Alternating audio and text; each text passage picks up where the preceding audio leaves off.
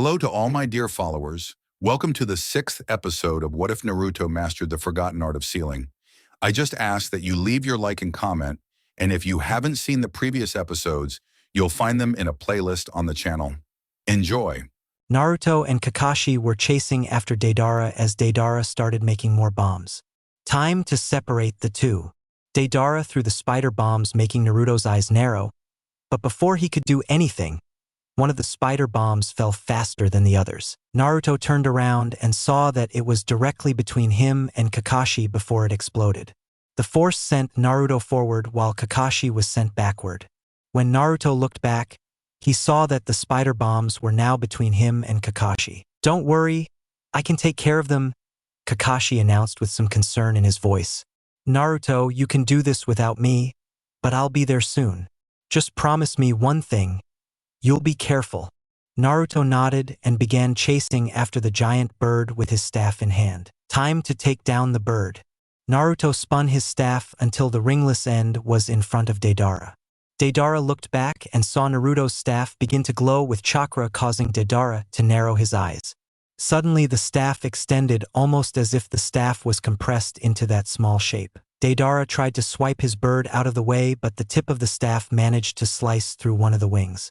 Naruto smirked as he swung down with the end of his staff laced with wind chakra, easily slicing through the bird's wing. Time to get Gaara back, Naruto thought as he ran towards the direction where the bird landed. Naruto finally stopped on a tree branch to see Deidara getting up from the ground. "Enjoy your little trip." Deidara looked up and sneered at Naruto. "Guess I'll have to blow your little friend away." Deidara was interrupted when a Kage Bunshin punched him in the side of the face. Deidara flew backwards until he crashed into a tree, causing the trunk to split a little. He looked up to see the clone digging its way into the bird's head, but this only made Deidara smirk. "You won't make it." Deidara was about to detonate the bird when a giant funnel of wind came at him, forcing him to dodge. Deidara looked as his bird to see Gaara with Naruto's clone, making him curse, but that was when Kakashi walked in with his Sharingan transformed into his Mangekyo Sharingan. Deidara narrowed his eyes in anger at the sight of Kakashi's Sharingan, but that was when he felt it. "Kamui, power of the gods," Kakashi whispered as his Sharingan began to spin a little. Deidara looked at his remaining arm and saw that it appeared to be caught in a vortex. Deidara made a move to move out of the way, but just before he could, his arm was ripped off. Deidara's arm fell to the ground and twitched once, but before Deidara had time to react, he was forced to dodge Naruto's staff. Deidara looked at his arm and swiftly kicked it into a nearby hole as he darted behind a tree. "Guess I don't have much choice." Deidara looked down at his fallen bird with a smile as he formulated his plan. XXX. Sakura dodged a giant spinning triangle as Sasori continued his assault using his puppet, but at the same time he was using the iron to make a dome around himself to protect himself from Enmitsuki's ability. Chio was helping Sakura as much as she could dodge the iron weapons. Enmitsuki, on the other hand, had given up on hitting Sasori and went after the third Cascage, but as he was about to slash him, Sasori pulled him out of the way. "Sorry to disappoint you, but I'm afraid he's not done with his act yet," Sasori joked as Enmitsuki missed the puppet once again. He glared at Sasori until he realized what needed to be done. He grabbed Chio and began whispering in her ear while pulling Sakura back to hear the plan. Sasori raised an eyebrow as he watched the three of them nod. "What are you doing too?" Suddenly, Sakura ran straight at the third Kazekage, making Sasori laugh as he pulled the necessary strings for the cube and triangle to intercept her. Sakura smiled as she jumped over the two iron forms only to see the rectangle's head come down to crush her. But she quickly rolled out of the way as she threw a kunai laced with ninja wire at the third Kazekage. Sasori cursed as the wire began to pull the puppet towards the rectangle. But Sasori pulled on its chakra strings and the puppet staggered back until it was right on top of him. "You can't beat me like this." It was then that she realized Enmitsuki was gone. "Always remember to stay out of my sight." Sasori looked above him to see Enmitsuki on the cave ceiling with a smirk as his eyes flickered. "Hyakujin Ryorin, profusion of 100 swords." Sasori's eyes widened as the area he was standing in and a 10-foot radius was reduced to rubble. Sakura and Chio raised their arms to protect themselves as pieces of rock flew towards them. Enmitsuki, on the other hand, had jumped off the ceiling and landed in front of them with narrowed eyes as he watched the dust settle. When the scene cleared, the puppet was shattered into pieces that only looked like wood chips and then anything else. And Mitsuki started to turn his back when he heard clapping. When he turned around, he saw Sasori completely unharmed, but his Akatsuki cloak was torn to shreds, revealing his puppet body. "I never thought you three would cause me so much trouble." Sasori smiled at his Chiyo's surprised face. "What have you done to yourself?" Sasori simply tilted his head at the question. "I became eternal art." Chiyo looked at her grandson with sadness in her eyes. "But I suppose this has gone far enough. Don't you agree, Grandma Chiyo?" She nodded as she pulled out a pure white scroll. When she opened it, there was a small burst of smoke, and Chiyo was surrounded by 10 puppets, each varying in size and shape. Shiro Higi, Juki Chikamatsu no Shu, White Secret Technique, Chikamatsu's 10 puppet collection. You used that specific jutsu to conquer an entire castle, but sadly, Sasori swung one last scroll through the air as it opened. He then reached into his chest compartment and shot chakra threads into the scroll. The 3 shinobi's eyes widened as the entire sky filled with puppets, each holding a different weapon in their hands. "I used this to conquer an entire country. Look at Grandma Chiyomi Aka Higi. Hayaki no Son, Red Secret Technique, 100 puppet performance." The 3 looked at each other and nodded as they prepared for the incoming attack. XXX. Deidara was struggling to make his way to his bird, but he was having a hard time considering that Team Guy decided at that moment to interfere. Deidara was climbing a tree when he saw Rock Lee and right before he could do anything. He delivered a brutal kick to Deidara that sent him flying towards the clay bird. When Deidara opened his eyes and saw the bird, he seized his opportunity and bit off a piece of the clay bird before turning to the group. "Time to show you my art." Deidara swallowed the clay and it immediately began to pop like a balloon. "I'm going to show you why my art is a marvel." At the last word, Deidara exploded, sending a gigantic wall of fire straight towards the group. Kakashi sighed as he realized that at the speed he was traveling, they would never escape the blast. "Kamui," Kakashi thought as his Sharingan began to spin once more. Everyone watched as the blast got closer and closer, but then began to shrink as if it was being pushed back. As the fire dissipated, they all saw a small hole with air swirling around it before it disappeared. Kakashi collapsed on the spot, but managed to stay awake. "Guess I overused it." Before anyone could respond, a giant explosion caused everyone to turn their heads towards the cave. XXX. Sakura was on one knee, breathing heavily, surrounded by some of the destroyed puppets. All of Chiyo's puppets were destroyed, but they took out most of Sasori's puppets. And Mitsuki was leaning against a rock with small drops of blood dripping from her eyes. "Intriguing. I never thought you'd put up a fight like that." Sasori looked at all the destroyed puppets and sighed. "And to think you destroyed every last puppet I brought with me. I guess I'll have to refill it later, but first I have to deal with you 3. This made Chiyo smile, confusing Sasori. "You might never tire because of your puppet body." Sasori's eyes narrowed at his grandmother's words. "But thanks to that, you're still a puppet." Sasori's eyes widened as Chiyo swung her arm and launched a puppet arm carrying a sword at him. Sasori simply swatted the arm away, but then he saw the chakra strings. He tried to move his arm, but the strings jumped from the puppet arm to his own, causing him to stop in his tracks. Sasori was about to attack Chiyo, but he was held back by Sakura, who was using what little chakra was left to restrain him. Sasori looked up at her just as Enmitsuki plunged a sword into the cylinder with the kanji on his chest. Enmitsuki collapsed to the ground right after that and could only stare at Sasori as purple blood began to drip from his mouth. He watched as the chakra chains attached to Enmitsuki retracted towards Chiyo. "I let my guard down." Sasori grunted, but still smiled at his grandmother. "I guess I should have known you would have figured out my weakness." "I'm sorry you turned out this way, Sasori."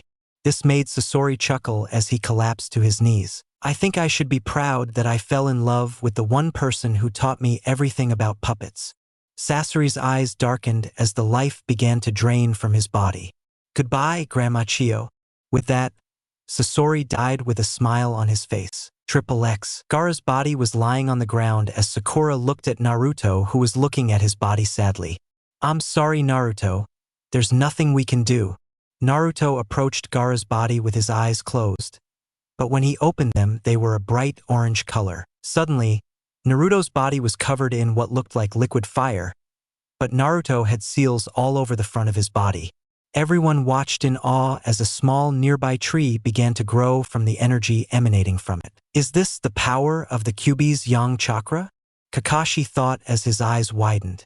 Naruto placed his hands on Gaara's body as the chakra ran down his arms and surrounded his body. Naruto's eyes narrowed as he felt nothing coming from Gaara. Come on! Tears began to fall from Naruto's eyes as he still didn't feel any change. But that was when withered hands placed their hands on Naruto's. Naruto looked up to see Chiyo, who smiled and nodded. Kisho Tensei, reincarnation of one's own life. Chiyo's hand glowed a brilliant blue as the two worked together on Gaara. It was then that Naruto felt a surge of life growing within Gaara. Then, before everyone's eyes, Gaara opened his eyes just as Naruto released the Kyuubi's chakra. Gaara, welcome back. Gaara looked at his friend to see tears still in his eyes. I thought you were really dead. Gaara looked at Chiyo just in time to see her collapse. But before she hit the ground, Naruto managed to grab her. Guess this old body of mine is finally giving up. Chiyo looked at Naruto, who began to close his eyes, but a soft tap on his head stopped him. Don't waste your time, Naruto. I'm not wasting my time. Everyone watched as Naruto began to speak to Chiyo. As long as you have even one breath left in your body, I can keep you from dying. Yoton, Yang release, based on physical energy that governs vitality. Naruto's eyes widened at Chiyo's knowledge of the chakra sealed within him. In a way, it can bring something alive, almost like bringing the dead back. But you have to be fast enough. Too long, and the remaining life force will disappear and prevent you from bringing that person back. But I lived long enough, Naruto. Please don't. Naruto looked away as he looked at Gaara, who was struggling to his feet. Kazekage-sama, can you forgive a foolish old woman for what she's done to you? Chiyo-sama, I can never be angry with you. Chiyo looked into Gaara's eyes as tears formed in her eyes. I promise to tell everyone of your noble sacrifice. You will be missed, Chiyoba-sama, Honorable Grandmother Chiyo. At this, Chiyo smiled and looked up at the sky as she closed her eyes, never to open them again. Triple X. Deidara entered the Akatsuki with a frown on his face as Tobi led his arm. What happened to you? Kisame smiled at Deidara, who looked up at him. That damn Uzumaki and Kakashi did this. At the mention of Uzumaki, Senji came out of nowhere behind Deidara. Uzumaki, you say? Deidara jumped back at Senji's sudden appearance. Tobi, on the other hand, turned and waved Deidara's arm at him. Where has he been? Deidara was about to speak when Pain got in front of him. It doesn't matter that we have to capture the Nibi first.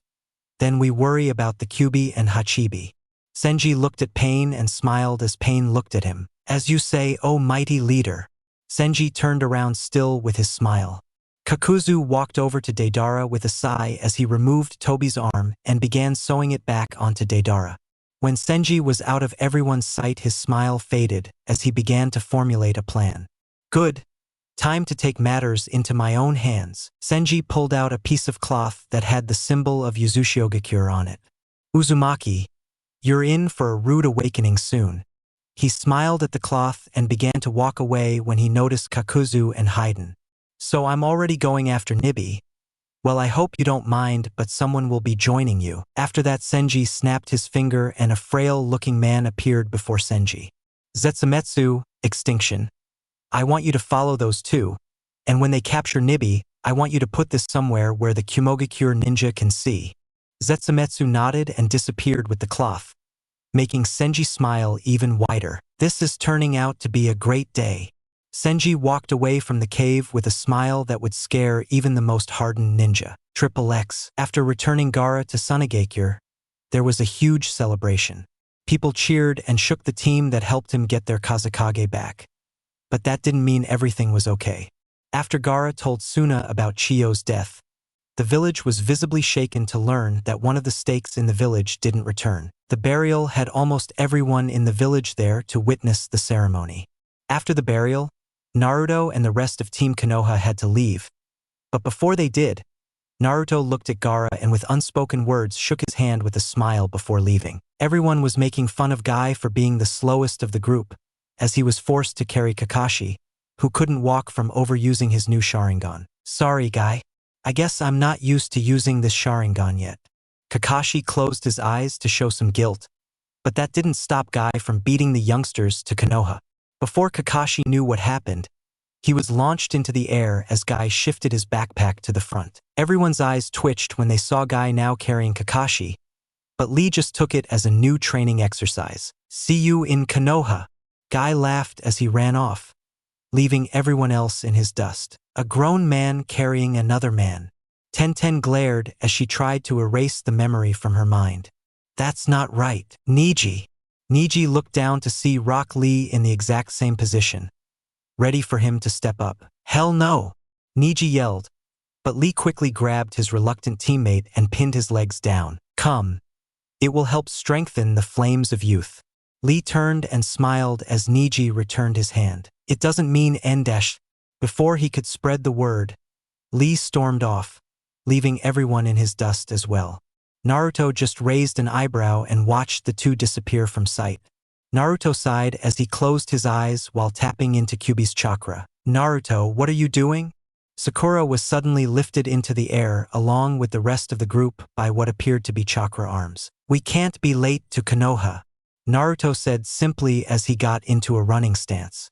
Sakura and Tenten looked at Enmitsuki, who began to grab the chakra arm in a vice-like grip. Before they could do the same, Naruto disappeared in a yellowish-orange flash. Guy was standing in front of his student urging him on when he saw Naruto appear in front of him with a smirk. Good day for a run.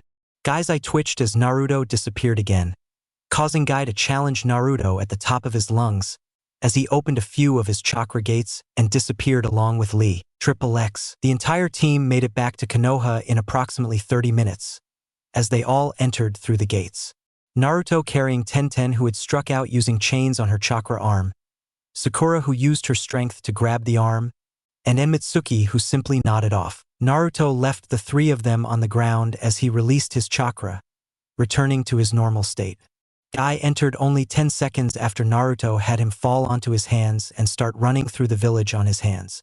Naruto tried to tell him he didn't have to, but he continued with the perseverance of a madman. Naruto smiled as he shook his head as he turned to see Tsunade walking with Shizune with a worried look on her face. You don't want to know. Naruto watched as Tsunade nodded and pulled out a scroll. This came from your village.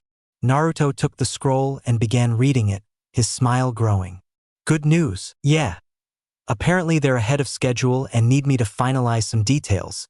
He handed the scroll to Enmitsuki, who also read it. Apparently, Kakahiki is still sleeping on the job. Anyway, Ishiki and Denpa left too. They came back saying they'd be more help there than here. Naruto nodded and stretched his arms as he prepared to leave again. That's when he remembered Hinata, and before anyone could ask him anything, Naruto ran off again. XXX. Hayashi was sitting on a pillow watching the breeze blow through the trees when he saw Naruto land on his wall. Naruto, what do you need now? Naruto jumped up and got on his knees looking at Hayashi with a calm gaze. Well, my village needs me to finalize some details. Hayashi nodded, understanding what she meant. And since Hinata is an ambassador between the two villages, I thought it best if I could take her with me to see the village. Hayashi took a sip of his tea and looked at Naruto emotionlessly. Yes, I spoke with Tsunade and she approved of Hinata being the ambassador. Hayashi gently stood up and looked up at the sky. But I will warn you, Uzumaki, if you come home with a scratch and a hair missing, I will personally hang you upside down while the Hyuga clan uses you as target practice. Naruto nodded as Hayashi called for Hinata, who arrived immediately.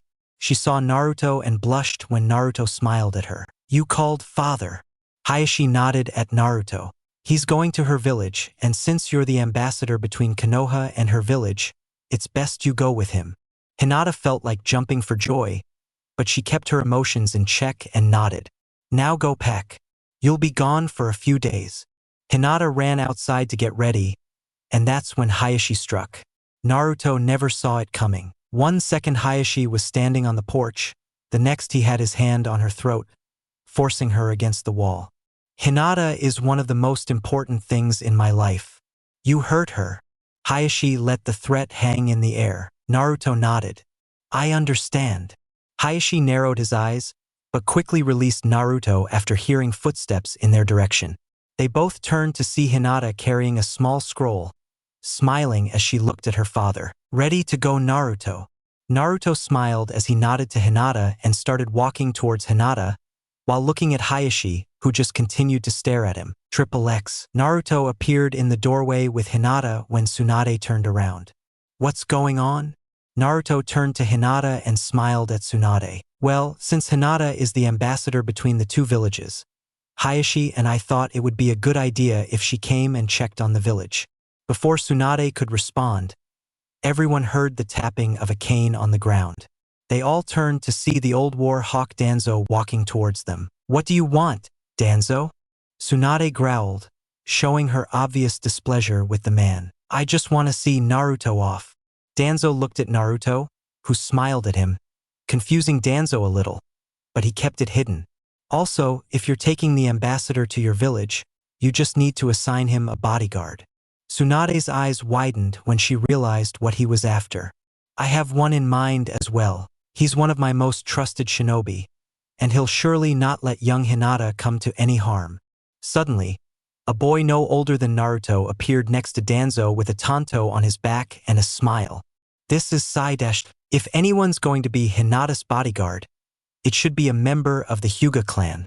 Tsunade tried to get Danzo to turn to her by widening his eyes slightly. Welcome to the group, Naruto announced with the biggest smile as he offered his hand to Sai. Everyone stared at Naruto in shock as he let the boy take his hand and shake it. You have a good grip. I guess that comes from practicing with that sword of yours. Yes, was Sai's solemn reply, but he still kept his smile. Well then, I'm glad to have you on board. Naruto pulled Sai closer to Hinata, but in that split second Naruto turned his body and looked Danzo straight in the eyes and smiled even wider. I believe it is for your contribution in making sure we reach my village safely, Danzo-sama. At the sound of the honorific, everyone was speechless except for Danzo, who simply shrugged. You're welcome, Uzumaki-sama.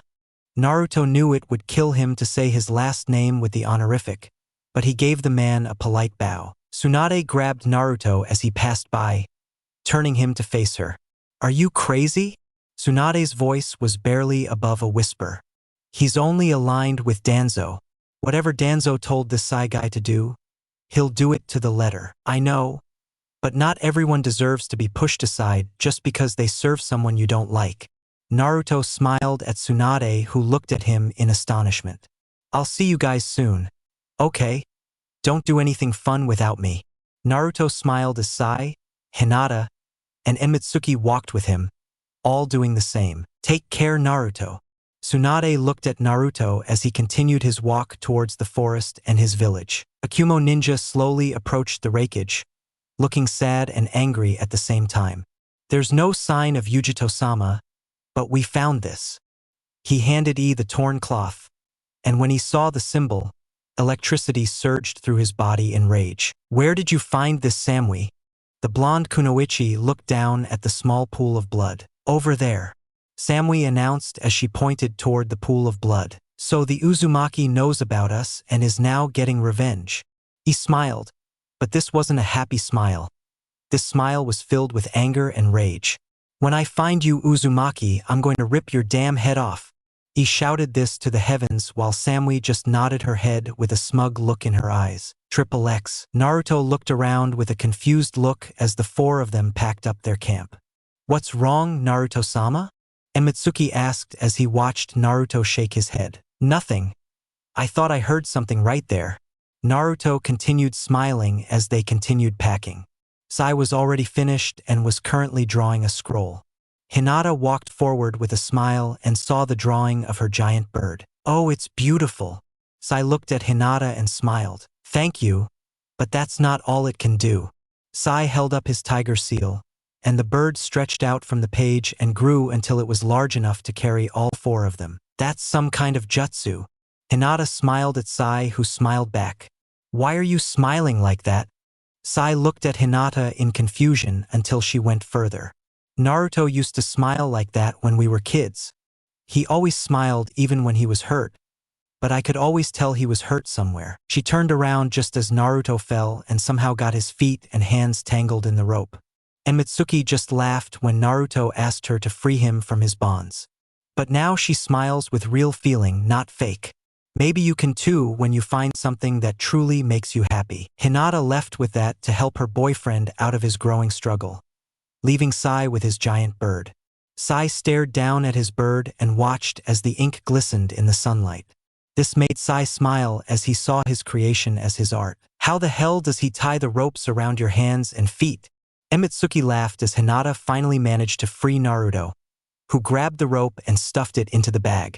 Before Naruto could respond, Sai had his giant bird land right in front of everyone with him riding on its back. I thought we could use a faster means of transportation. Naruto smiled as he sealed the camp gear into a scroll and jumped onto the bird. Naruto then helped Hinata climb aboard the bird while Mitsuki jumped off and landed just as the bird took off. The group looked at the forest as it flew below them, but when Naruto looked at Sai, he saw him drawing in a black book. What do you have there, Sai? Sai closed the book and looked at Naruto before looking at the book with sadness in his eyes, but that quickly disappeared into nothingness. Memories. It was the only word Sai said, and the only thing that needed to be said. Naruto looked at the forest below before looking back at Sai. Sorry. Sai turned to see Naruto showing general interest.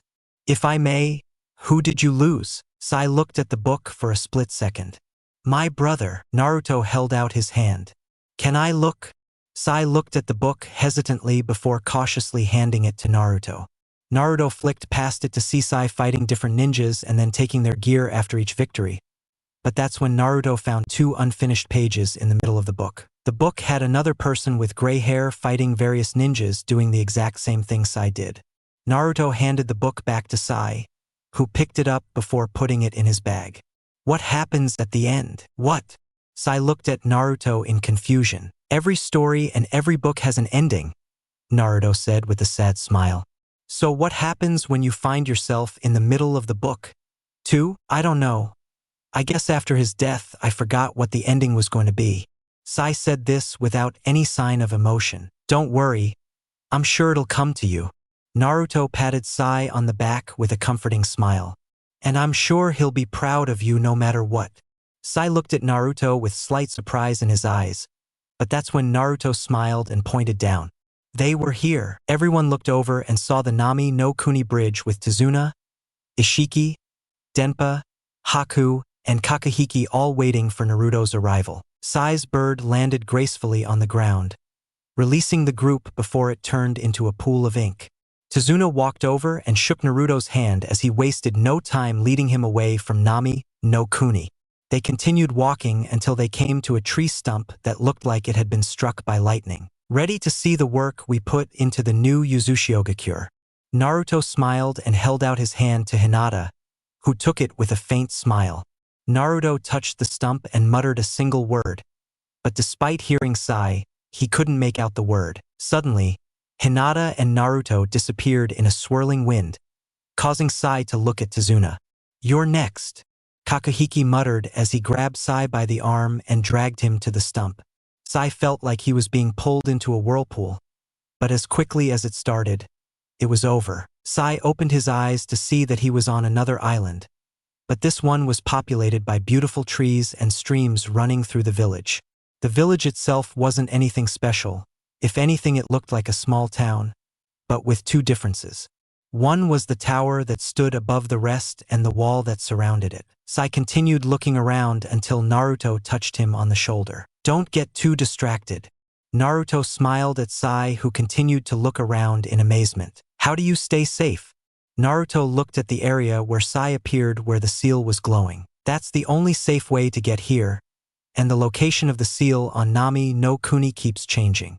Sai looked at Naruto, confused by what he meant by the only safe way to get here. Naruto smiled and gently turned Sai around until he was facing the sea and was shocked. The island the village was on was surrounded by giant whirlpools on all sides. If you try to get here by water, you'll never get far. What's with the air? Naruto just smiled and winked at Sai with a mysterious look in his eyes. Oh, I have lots of ideas for that. Naruto turned around just in time to be approached by a group of children. All the children started jumping on Naruto, asking him to play with them. Sorry, I have to go and take care of some unfinished business. They all let out a collective sigh. But Sai here will be more than happy to play with you. What? Sai looked at the group of children as they charged and pounced on the root ninja. Naruto watched as Sai struggled to get out of the children's grasp only to be pulled away. Naruto laughed as Sai began begging Naruto for help. Naruto left Sai with a wave as Sai tried to free himself from the children's death grip. Naruto continued walking until he came across Haku making some ice pillars. What are you up to? Haku turned and smiled at Naruto. I'm trying to finish this jutsu I've been working on. Naruto reached out and touched the ice pillar and immediately pulled his hand back. I think you made it cold enough. Naruto complained as he began rubbing his hands together to warm them up. Anyway, what are the air defenses like? Haku smiled as he pointed at the second tallest building. It'll be done in 2 days. This brought a smile to Naruto's lips as he shook Haku's hand before leaving. XXX. Senji smiled as Haiden and Kakuzu returned with Yujito. Did everything go all right? Senji raised an eyebrow as he looked at them. The two looked at Senji, who simply smiled at them. Why didn't you go with us? Kakuzu growled as Senji smiled even wider. It's not my job to look after you, little runners. Haiden drew his scythe and slashed at Senji, who smoothly dodged the blade. He reached for Haiden's neck with a cold look in his eyes, but Kakuzu quickly moved away from Haiden. Now's not the time, Kakuzu announced as he held his teammate to the ground with a black thread. It was then that they heard footsteps and looked up to see Pain and Konan looking at them. What's going on here? Senji bent down, picked up Yujito, and threw her at Pain's feet. Those two managed to capture the Nibi. Senji turned and walked away, hands in his pockets. Suddenly, Tobi came running towards Senji, joy in every step. Senji, I want to show you something. Senji's eyes narrowed as he stared into Tobi's single eye. Please. Senji just grunted and followed Tobi with a disgruntled look on his face. The two continued walking until they were both out of sight and earshot of the rest of Akatsuki. So Tobi, what is that? Senji grabbed Madara's arm as he went to punch him in the face. That wasn't very nice, little Madara. Madara growled and pulled his arm back. You're starting to hurt my last nerves. Madara just looked at Senji while laughing a little. I'm sorry, but I don't give a shit. Madara and Senji stared at each other. Madara slowly began to walk towards Senji with his Sharingan active. How about a deal then? Senji looked at Madara in amusement as Madara stood a short distance away from Senji. Sorry, no offers. Senji suddenly grabbed Madara's arm, causing his one eye to widen. What you didn't think was that my jutsu wouldn't negatively affect yours. It takes a second to activate yours, but the moment you entered my personal space, time passed. Madara simply smiled under his mask as he vanished in a puff of smoke. Kage Bunshin-ha. Senji turned to see Madara standing a good distance away. You want to fight me, don't you? Madara announced with amusement, making Senji smile. Yes. Senji was about to attack when Madara disappeared into a vortex only to reappear in front of him. Senji's eyes widened as Madara brought a kunai up to his throat in the blink of an eye. I win there. Madara looked at Senji with a smile behind his mask. Little Madara is all grown up now, Senji. Madara turned and started walking away. But now I'll be watching you like a hawk, Senji. If you take one step out of line, I'll kill you on the spot. Senji watched as Madara disappeared, causing Senji to touch his neck to feel some blood dripping from the wound. Senji continued to stare at the blood on his hand, but then he smiled. That was quite the jutsu, Madara. Senji's eyes reflected nothing but happiness and a bit of envy. Guess that's something else to have on my list. Senji began to laugh as he walked back to the hideout. XXX. Naruto opened the door to see piles of unopened and open scrolls everywhere. Naruto looked around and suddenly came face to face with the owner of the building. She was hanging upside down, looking at Naruto with a stern look. "Where have you been?" She sank to the ground with an eyebrow raised. She was a thin woman with gray eyes and long, blonde hair that fell to her lower back. "Sorry, I had trouble with the kids wanting to play." Naruto smiled as the woman frowned and returned to the table. "So, what are we missing, Hiniko? Ash Cat?" She just glanced at him before looking around with a worried look in her gray eyes. "What's wrong? I didn't want to include it in the message in case it was intercepted, but you might have a little trouble." Naruto took a chair and sat down to listen to Hiniko. "Well, we sent a man to talk to the villagers in Yokoke's, Crosswinds, but on the way back he heard something very disturbing." "What?" Naruto looked with increasing curiosity. Apparently she decided to take the short route to Nami no Kuni and went through Kaminari no Kuni. Naruto's eyes began to widen as Hiniko went further. "Now, from what you heard while you were gathering the supplies you needed to get here, is that the Jinchuriki of Nibi no Bakeniko was captured. That wasn't what caught your attention. It was when she said an Uzumaki killed her and the Raikage was going to rip him apart for it. Even though I've never been to Kumogakure." Naruto jumped out of his chair as Hiniko tried to calm him down. "What evidence do you have to support this?" "They found a cloth that had the Uzumaki clan symbol on it. Something only a member of the Uzumaki clan would wear." Naruto gritted his teeth in anger as he paced across the room. "You need to be careful, Naruto, because the Raikage is now hunting you and he's out for blood." Naruto looked at her and nodded as he headed for the door only to be stopped by a kunai. "But since you're here, you can help me make the rest of these scrolls." Naruto smiled at her as he held up 3 more kunai with a sweet smile. "So thing," Naruto said with a nervous smile as he created 2 Kage Bunshins to help. XXX. 2 hours later, Naruto walked out of the office flexing his wrist as Hinata came running up to him with a smile. "You need to go see Sai." Naruto was confused but ran in the direction he left Sai. When he got there, Hinata tackled him mercilessly. Hinata put a finger to her lips as she pointed at the bush she had stuck Naruto in. The children Sai was supposed to be playing with were on the multiple arms of a giant octopus, almost like a swing set. The children were laughing and had smiles on their faces, but that was when Naruto saw Sai. He was standing only a foot or so away from his creation with a small girl. "Are you sure?" Sai nodded and gave a small push toward the octopus. The octopus turned one eye toward the girl as Sai splashed some water on it. The octopus gently lowered its arms to allow the girl to climb on. When she climbed on, the octopus began to rock slowly. The girl was scared at first, but as she felt more comfortable, it began to rock a little more. Naruto continued to stare at Sai as he saw a smile spread across the boy's face. That's when Naruto and Hinata decided to come out of hiding. Sai turned around and saw Naruto giving him a small wave as Naruto walked up to him. "Hey Sai, you're having fun. I only do what you tell me to." Naruto looked at Sai, who still maintained his smile. "But that's all, Sai. I never order you to watch and play with them." Sai's eyes widened slightly at that as Naruto reached over and pulled his black book out of his bag. "And even if I did, you're having fun because you have a real smile on your face." Sai looked away as Naruto pressed his book against his arm. "I think you already know the end of the book." Sai grabbed the book and watched as Naruto walked away. He opened it to the middle of the book and flipped through the 2 pages watching himself and his brother fighting. That's when it hit him. Sai smiled at the empty spaces and took out his pen. Naruto walked with Hinata hand in hand as they walked through the village, seeing nothing but happy and content villagers. Hinata smiled and rested her head on Naruto's shoulder, making him smile. A lady selling flowers graciously picked a couple of roses and gave them to Hinata free of charge, saying it was for a lovely couple. This made them both blush as they continued on to their destination. What Hinata saw took her breath away as she looked from a cliff overlooking the sea with the sun hitting the water, casting an orange glow all around. The two gently sat down and looked out to sea with smiles as they leant to each other. "This is beautiful, Naruto," Hinata finally said as Naruto gently rubbed her shoulder. "I was thinking about building a house somewhere near here."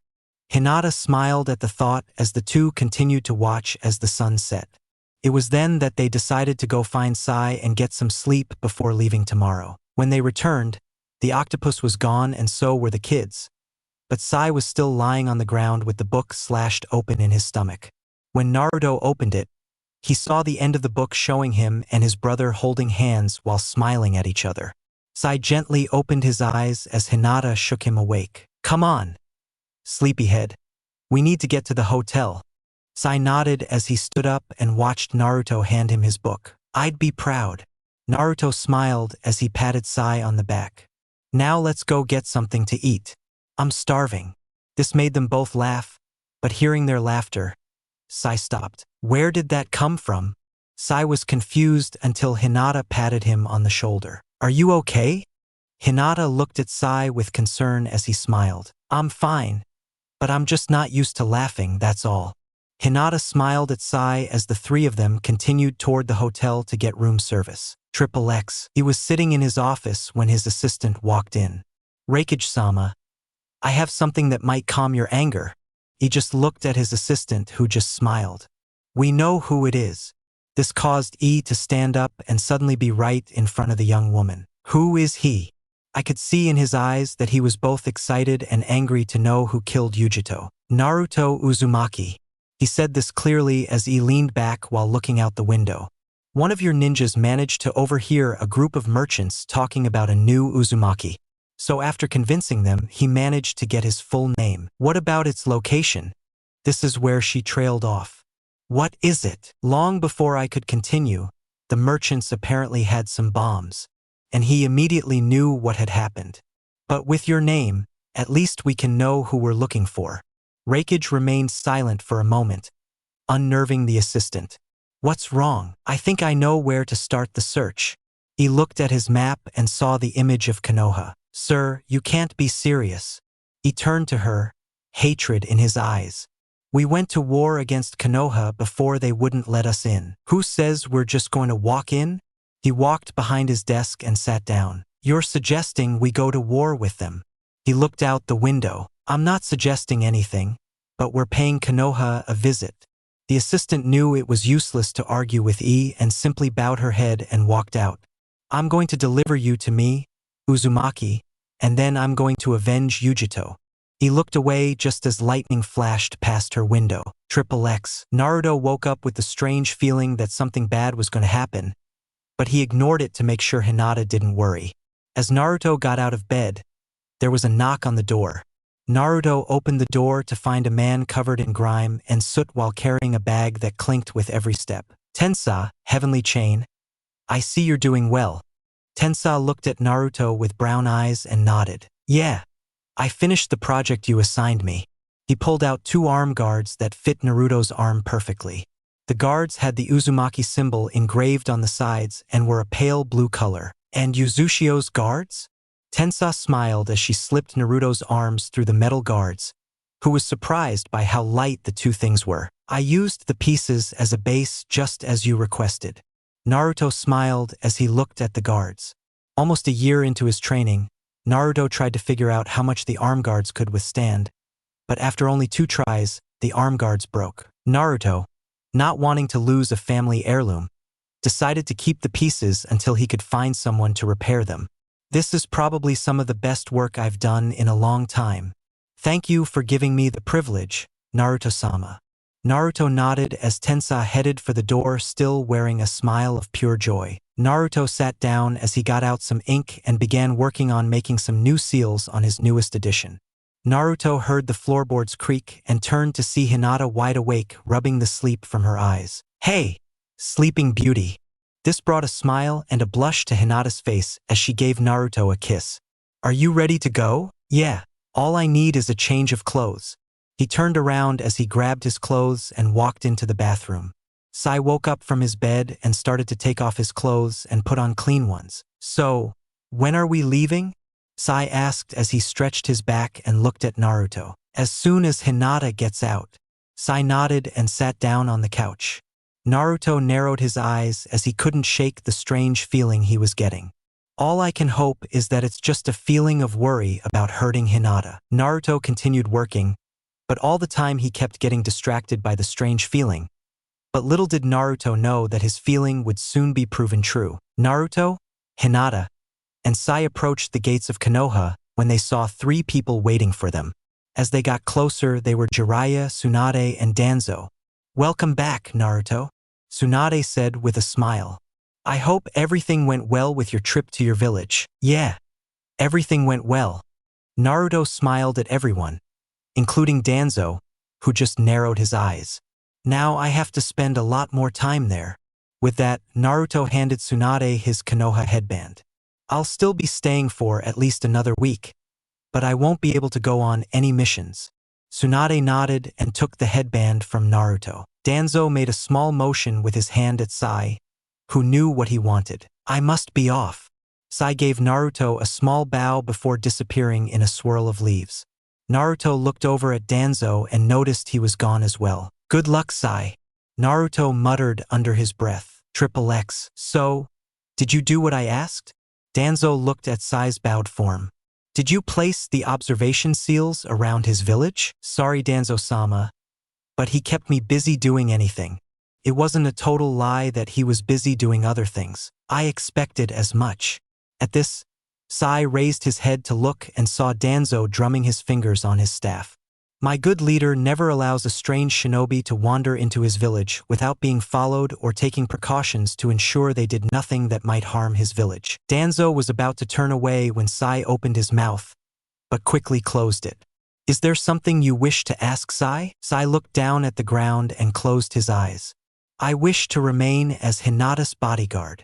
Danzo's eye opened and narrowed at the young root member. "That would be the best course of action." Danzo continued to look at Sai with a calculating gaze. "He may very well remain her bodyguard." That's when he saw it. Sai's mouth turned up in a small smile. "Thank you, Danzo-sama." Before Danzo could say another word, Sai disappeared. Danzo contemplated what he had just seen as he began walking into the darkness. XXX. Pain looked up just as Kakuzu and Haiden walked in. "Have you two been?" "Well, he decided to kill a Konoha ninja." Haiden pointed at Kakuzu, who was busy training to destroy a rock by crushing it. "But sadly, we couldn't keep his body since his team and others decided to crash the party." Pain narrowed his eyes as he turned to see Senji sitting on a rock with a smile. "Okay, but it's time to capture the Kyuubi." Senji stopped smiling and looked at Pain.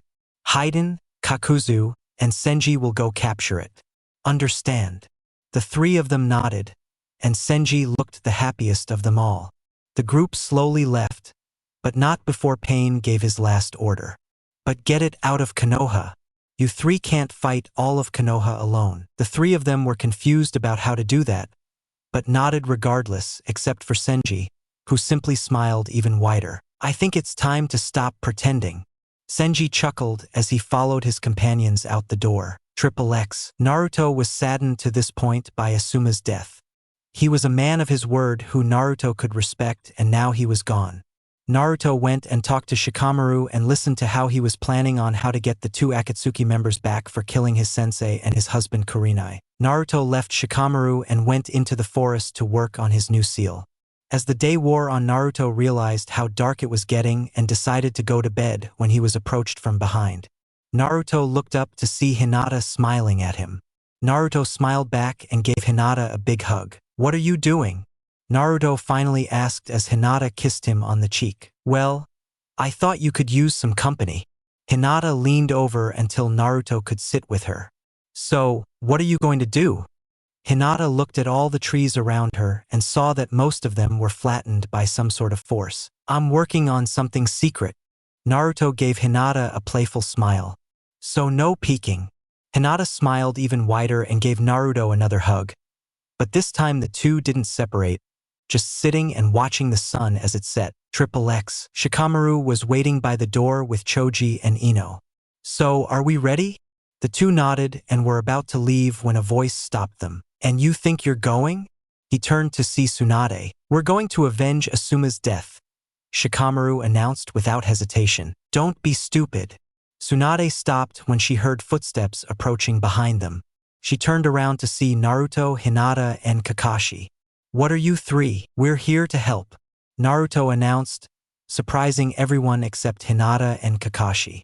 Since Enmitsuki had to stay to fix the village and provide some protection, I wish to help you.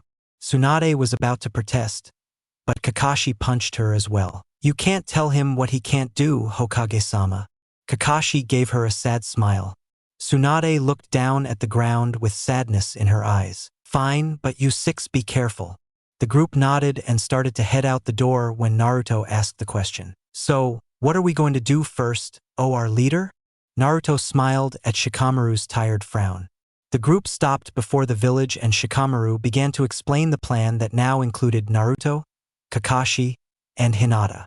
After completing the plan, Naruto smiled at Shikamaru and nodded. XXX. Hayden stood in front of Senji and Kakuzu, furious at having Senji back in their group. You know you should be watching where you're going, Senji said clearly as Hayden turned and glared at Senji. Shut your mouth. Senji shrugged as he continued walking. I should kill ... Senji suddenly grabbed Hayden and threw him into a tree, breaking it just as they threw kunai with explosive tags at each other. I told you to watch where you're going. Senji closed his eyes and suddenly everything seemed to slow down as Senji slowly opened his eyes and gently grabbed one of the kunai and threw it at the others, causing them to explode. Now get out. The six-man team walked out of the forest with a frown. Now we can talk like civilized people. Senji smiled a sinister grin as he looked at the group. Shikamaru. Who the hell is that? Kakashi asked as he looked at Shikamaru, who shrugged. I don't know he ... He was interrupted by someone pushing him next to him. Senji. The group stared at Naruto as he took off his staff and slammed it into the ground. When he looked at Senji, his eyes changed from blue to reddish-orange as if a fire had been lit in his eyes. Uzumaki. Senji's sneer turned into a smile as the two groups stared at the individuals. Suddenly, in a flash, they both attacked each other. Senji pulled out a scroll that turned into a giant double-sided axe. The two swung their weapons, a metallic sound creating a small crater beneath them. Good strength. That means this is going to be fun. Senji and Naruto jumped back just as Naruto began to twirl his staff. Senji watched in fascination as Naruto's staff suddenly turned into a small tornado. Naruto, what's wrong? Hinata yelled over the shrieking wind. Naruto turned to her and walked away slowly. He was the one who instigated the death of my clan. It was all he needed to say. It brought a smile to Senji's face. Why are you smiling? Naruto growled as he prepared to cut Senji in two. That's funny. This brought a confused look to Naruto. It's funny because judging by the tone of your voice, you think you can beat me. Naruto suddenly disappeared and was on top of Senji swinging his staff in a downward arc suddenly. The area where Senji was standing was consumed by a small dome of wind. All the groups watched as the wind began to tear small pieces of dirt from the ground and cut them in two. As the wind began to die down, the group saw Senji holding his axe up to block the staff while Naruto simply stared at him. That was fun. Senji pushed forward and Naruto, much to his surprise, was sent backward and his feet skidded on the ground. Naruto looked behind him just in time to see that he was about to crash into a boulder. Naruto used the momentum of the push and flipped over the boulder and landed on his feet behind it. Naruto swung his staff at the boulder and sent it flying towards Senji, who brought his axe down and cut the giant boulder in two. Naruto looked around and saw all his friends looking at him with concern. I'm fine, Naruto simply said as he walked over to Senji. How about we take this somewhere else? Senji smiled even bigger, but before anything could be said, Hayden suddenly leapt out of the tree he was hiding behind and swung his scythe down. Naruto saw the blade flash, but he wouldn't be able to react in time, so he braced for impact. Kakashi suddenly appeared behind Hayden and slammed his Raikiri straight into his back. Blood sprayed from Hayden's mouth as Kakashi pulled him away from Naruto and towards Senji, who simply dodged his comrade. Naruto, are you okay? Naruto nodded as he turned his attention back to Senji. What do you say? Naruto watched as Senji placed the axe on his shoulder with ease. Of course. Kakuzu grabbed Senji by the shoulder and turned him until they were facing each other. I'm supposed to. He was interrupted by Senji kicking him in the stomach and sending him flying into a rock. I don't care. Senji's statement surprised everyone. I was never part of Akatsuki, and you know what I never was. I had my own reasons for doing what I did, and they were these: killing Naruto Uzumaki. Everyone looked from Senji to Naruto, who glared at each other. So we would like your grave. Naruto gritted his teeth, but turned and looked at his group. I promise to be back in a second. Hinata only cried a few tears as Naruto smiled at her. I promise I'll be back safely. He walked over to Hinata and gave her a kiss and turned to see Senji waiting patiently. Come on. Naruto disappeared in a burst of speed with Senji right behind him. A crunching of rocks signaled that both Kakuzu and Haiden were climbing out of the craters they were hit into. Haiden's neck was broken from the impact, but he knew how to correct the odd angle. He reached up and grabbed his hair and with a sickening crunch, fixed his collar. I told you it was trouble. Haiden looked at Kakuzu as his brown color receded. We'll have to inform our leader about this. Kakuzu cracked his neck as he relaxed for the fight ahead. Choji had his hands grow to immense size. Ino had retreated back to the tree line to provide backup.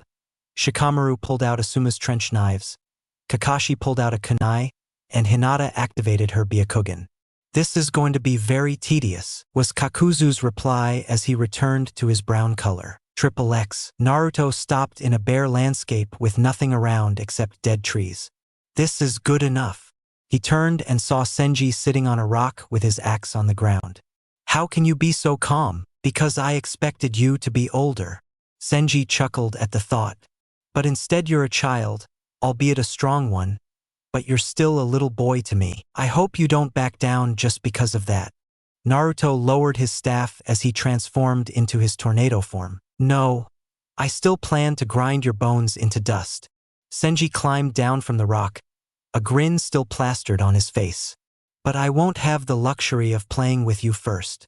Naruto's eyes narrowed at Senji's choice of words. I have a question for you. Senji stopped walking toward Naruto and tilted his head to the side. I read your old file when you were in Yuzushiogakure and were the most praised ninja they had. Yes. Senji gripped the handle of his axe. So my question is, why did you betray your home? This brought a small smile to Senji's face as he looked towards Naruto. Well, if you hit me, I'll tell you. Naruto nodded and charged, as did Senji. The two swung their weapons at the same time, and were both consumed by the small explosion that resulted. XXX. Kakashi narrowly missed getting his head cut off by Haiden. After Naruto left with Senji, Kakashi managed to kill Kakuzu, but he got back to his feet. We have to separate them, was Shikamaru's reply as he stood watching the way the two fight. They use each other to the point where it's second nature. If we can draw those two away, then we'll have a better chance than fighting them together. Kakashi nodded as he looked at Hinata and Choji, who also nodded. The three charged at Kakuzu, who was mildly surprised that they all attacked him. Kakashi opened his Sharingan eye and Kakuzu watched as it transformed into his Mangekyo. Kakuzu remembered what Deidara told them about Kakashi's Mangekyo power and quickly moved out of sight. But that was when he noticed the shadow right above him. He looked up to see Choji falling towards him. But before he knew what happened, Choji transformed into a giant who crushed Kakuzu. Haiden was about to attack, but suddenly found he couldn't move. He looked down and saw that his shadow and Shikamaru's were connected. Got you, Shikamaru announced as he made Haiden drop his weapon. Shikamaru looked toward Kakashi, who nodded. Shikamaru turned and gave Haiden a small smile. Let's go for a walk. Shikamaru started running toward the only forest they could see. A sudden whimper drew everyone's attention to Choji, who was slowly being lifted into the air. Let go of me. Kakuzu threw Choji into the air with great force and watched as Choji crashed into the earth, causing the entire ground to shake. I don't have time to play. Suddenly, Kakuzu tore off his cloak, revealing 4 different masks with one of them broken. Suddenly, the masks started to move and push against Kakuzu's skin until they were ripped off his back. Suddenly, Kakuzu had 4 different creatures, each one looking different, but all of them were made of that strange black thread. Kakuzu looked at the one with the broken mask just as it fell to the ground and slowly turned into a black mush with only the mask showing it had been there. You destroyed one of my hearts. Guess I'll need a replacement. The tone of his voice sent shivers down everyone's spine. Stay on guard. Kakashi narrowed his eyes as one of the creatures opened its mouth. Suddenly, a ball of fire appeared between its two jaws. Disperse! Everyone narrowly missed the giant wave of flames that nearly engulfed them. The group didn't have time to stop when another masked beast opened its mouth and shot a lightning bolt at them. Doton, Katon, and now Raitun. Kakashi couldn't believe what he was seeing. This shinobi had already used 3 of the 5 elemental chakras. This guy is dangerous. Kakashi snarled as he saw the final mask open and unleash a giant wave of wind that uprooted every tree it came into contact with. Kakashi knew he was in trouble. He wouldn't be able to dodge the attack. But just as it was getting closer, Hinata jumped in front of it. Hinata, come back! But Hinata didn't listen. She stood her ground while taking a stance Kakashi had never seen Hyuga use before. She began to twist her arms in a crisscross shape in front of her body. Shugohack Rokujian Sho, 8 trigrams protection, 64 palms. As Hinata exclaimed the name of his jutsu, he had created a wall of what looked like a fence made of chakra. The wind attack struck it and Hinata nearly knocked him over, but he dug his feet in and stood his ground. Kakuzu narrowed his eyes as his futon attack slowly died away along with Hinata's attack. That's a defensive move you have, kid, Kakuzu said with a note of respect in his voice. But that won't save you from this. The futon mask and the katon mask suddenly opened their mouths and launched their attacks together. Everyone watched as the fire started an inferno that turned the remaining trees to ash. The 3 shinobi realized the trouble they were in, but before the attack could hit, they heard a new voice. Suetun, Hahanryu, water release, rending torrent. A giant spiraling wave of water crashed into the wave of fire and the 2 fought for dominance, but the water eventually won. Then 2 newcomers came to see one of them. Hinata immediately knew who it was. Sai. Sai turned and smiled at Hinata. I'm your personal bodyguard, Hinata. Sai said simply, but when he turned to Kakuzu, his eyes hardened and his smile turned into a frown. And I won't let anyone hurt my friends. Hinata's eyes widened at Sai's words. After Sai finished his book, Naruto approached him and offered his friendship. Sai was confused. He didn't understand what Naruto meant by that, but after a few minutes of talking and convincing, Sai became obsessed with seeing what friends were all about. Naruto spent a few hours telling him that learning about friends isn't something you can read about, but something you find in your heart. Sai spent a while trying to figure out what Naruto meant, but after his words, Hinata realized that she must know what it meant to have friends. The other boy made Kakashi breathe a sigh of relief. Tenzo, heavenly creation. I'm glad you're here. The man turned and smiled at Kakashi. It's actually Yamato now. Yamato turned to the man before them as the thread creatures closed in on him. But before we do anything else, let's take care of him. The group nodded and looked at their opponent. Triple X. Hayden watched as Shikamaru finished setting up the kunai bombs. You really don't want me to go anywhere, do you? Hayden declared as Shikamaru retracted his shadow. But you made a mistake thinking I couldn't handle myself. Hayden suddenly whipped out a long spike and charged at Shikamaru. Shikamaru jumped back as the blade passed by his face, but not fast enough. When Shikamaru looked up, he had blood trickling down the side of his face. Hayden smirked at the blood on his weapon as he licked it off and turned into a skeleton-like figure. Time to die. Shikamaru watched as he stabbed himself in the chest right where his heart was, but Shikamaru just smiled as a small vial ran down his hand. What the hell did you do? Hayden yelled in rising panic and anger. Well, when Kakashi stabbed Kakuzu in the chest, he took some of his blood. That's when Hayden realized what he'd done. I'm sorry, but you just killed the heart of one of your teammates. Hayden ripped the spike out of his chest and had a look of pure hatred in his eyes. I'll still kill you, you damn heretic. Hayden charged, but didn't get as far as the ninja wire wrapped around his entire body and stuck all the explosive tags on him. No, I'm afraid you're the one dying today. Shikamaru threw Asuma's lit lighter at the explosive tags just as the ground beneath Hayden collapsed, revealing a pit. As the fire touched the tags, the force of the explosion shook the ground as pieces of Hayden fell into the pit. Shikamaru looked over the edge and looked at Haiden. I'll kill you, Haiden muttered as he watched Shikamaru pull a kunai from his pouch. I'll dash dot. Shikamaru's eyes widened as Haiden's head vanished in a puff of smoke. What the fuck? Shikamaru looked around, but couldn't find any sign of Haiden. Growling to himself, Shikamaru ran in the direction of Kakuzu and the rest of his group minus Naruto. XXX. Kakuzu's Raiton mask fell to the ground much to everyone's surprise. Damn it. I knew you did something to me when you stabbed me. Kakuzu looked at Kakashi, who just smirked at Kakuzu. Suddenly the two remaining masks jumped out and started fusing together, with Kakuzu making ripping sounds in the process. When it was all over, Kakuzu stared at the Konoha shinobi with their two masks on their shoulder and black thread around their body like tails of some sort. I'm going to end this now.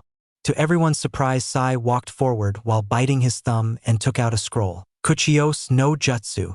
Sai slammed his palm against the ground and in a giant puff of smoke, unleashed his summoning.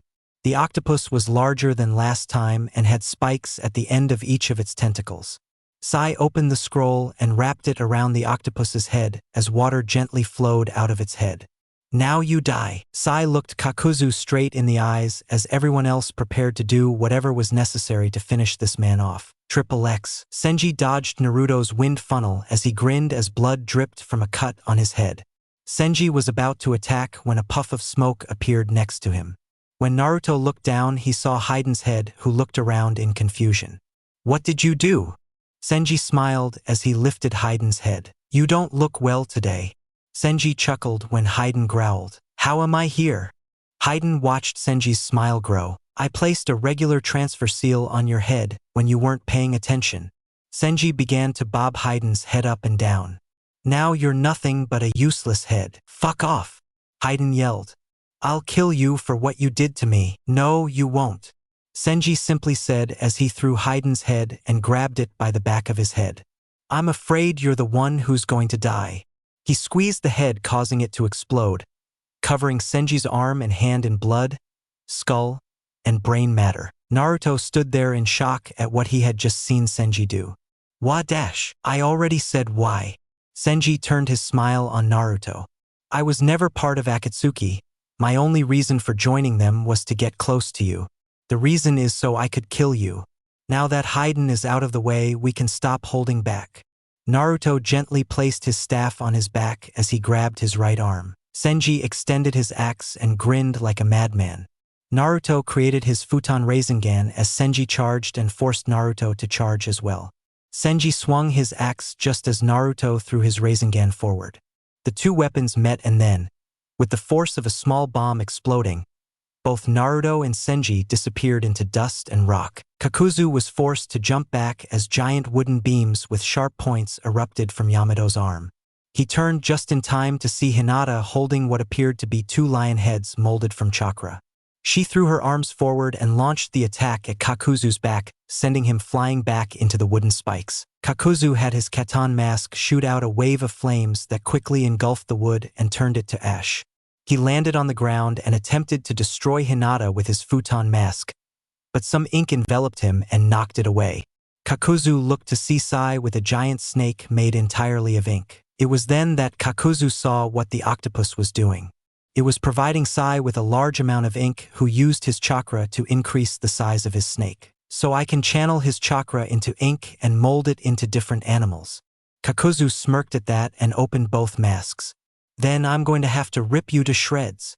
He fired both of his attacks, but Sai just smiled as his snake fell down and ate him and his octopus. Everyone watched in shock as the giant snake was engulfed in the intense flames.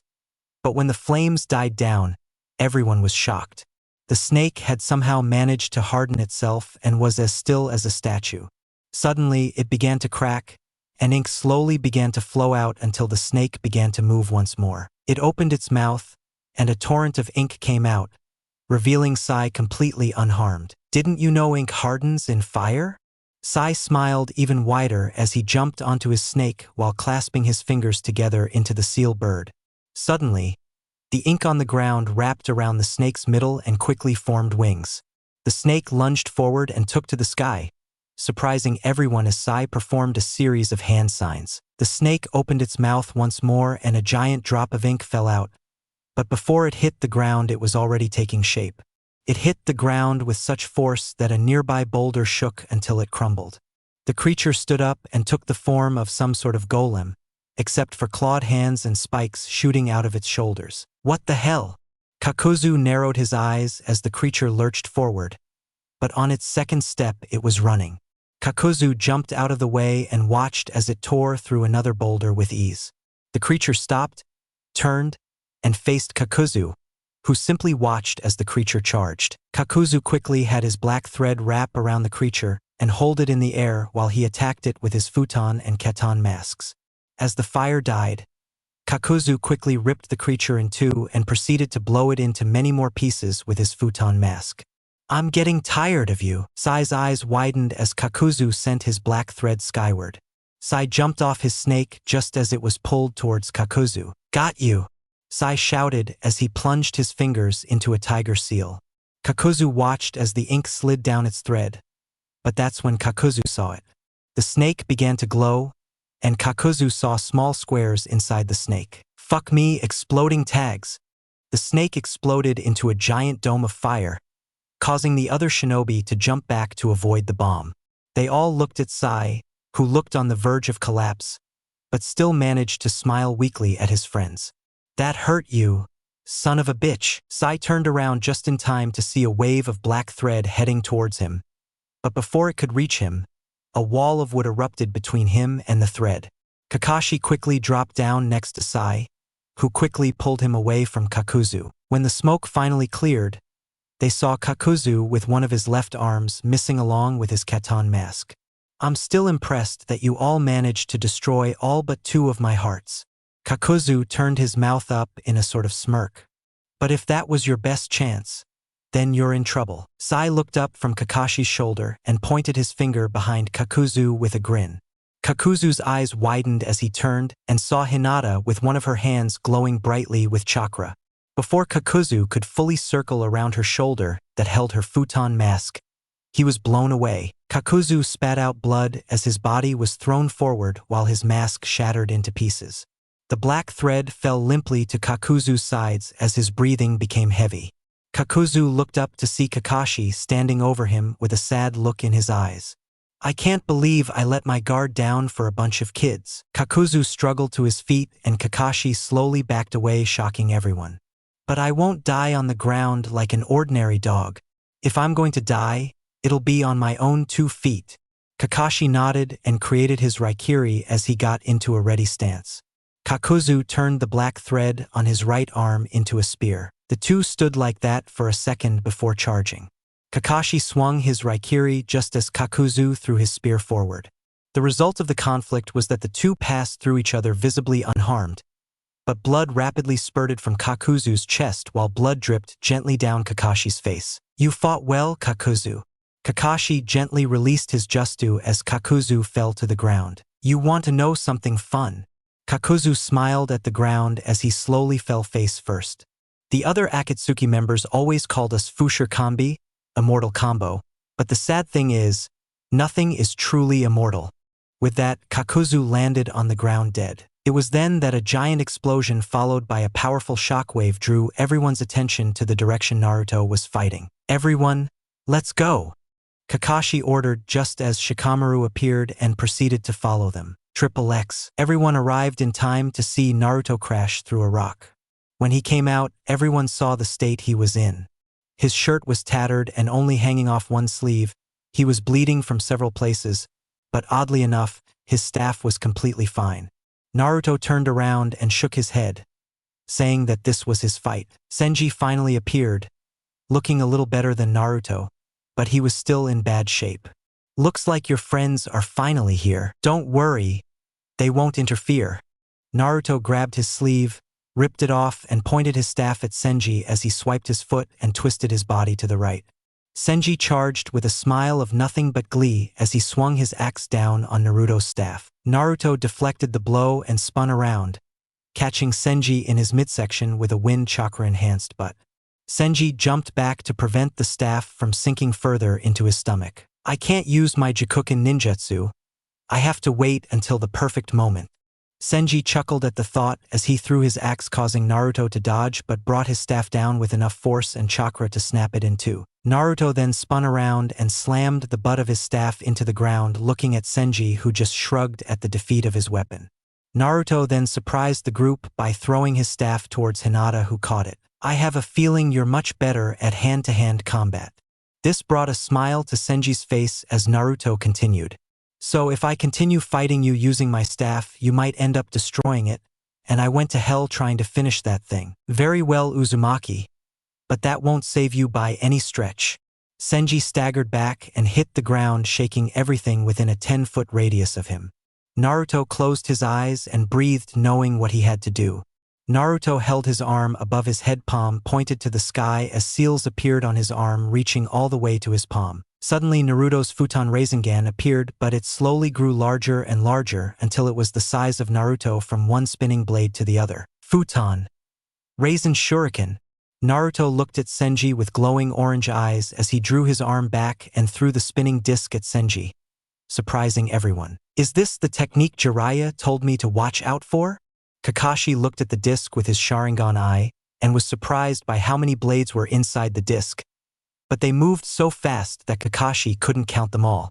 That's the jutsu, but Jiraiya said I couldn't throw it yet. Senji dodged the disc as it passed by him, but he had to activate his Jikuken ninjutsu just to dodge the spread. So I can slow down time to avoid certain attacks. Naruto narrowed his eyes as he created 4 Kage Bunshin. All 5 attacked Senji, who stood his ground laughing, but not when they grabbed him from behind. He turned to see another Naruto smirking at him as he secretly placed a seal on his back. Senji quickly took out the clone and punched him, smashing his head into pieces before he could disappear. Senji looked up to see only one Naruto, but this was the one that caught his attention as Naruto was now using Kyuubi's chakra. Naruto threw a punch and was surprised to see that he too was beginning to slow down. Senji quickly grabbed his arm and threw him over his shoulder as Naruto spun in the air and landed on the ground, disappearing in a flash of orange and yellow. Senji turned around just in time to be punched by Naruto, sending him spiraling into a rock, forming a small crater. So you can move fast enough to slip through my time dilation. Senji spat out the blood that was entering his mouth. Kid, you just made my day.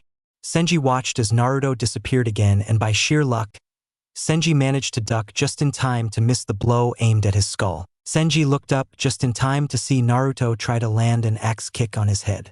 Senji looked up at Naruto just as he moved his head out of the way, but he couldn't move every part of his body out of the way. Naruto's kick hit his shoulder, shattering the bone, but Senji quickly recovered, grabbing Naruto with his right arm and throwing him into the ground, creating a crater. Senji then jumped back as he grabbed his useless arm and looked at Naruto as he quickly stood up. Then Senji did something that surprised and nauseated Naruto. He grabbed his arm and with one yank ripped the limb off in a second. Senji glanced at his member as he dropped it to the ground. Now I can show my true abilities. Senji smiled as black energy erupted from his wound and transformed into a black arm that sat there and waved in and out of sight. Now behold the true power of time. Senji charged at Naruto with great speed as he swung his black arm at Naruto. Naruto jumped over Senji as his arm collided with a tree, making Senji smirk. I don't see anything real. Naruto stopped as the black energy began to climb the tree long after Senji removed his arm. Naruto watched as the tree slowly began to bend and twist until it disappeared. What did you do? Naruto continued to stare at the place where the tree was, but he could no longer see anything of that tree. Senji looked at his black arm as the black energy trembled from it. I aged it to dust. Senji said simply, I am the ruler of time. I can slow it to a crawl, or by tearing off a body part one can age it. This is my true power, Naruto Uzumaki.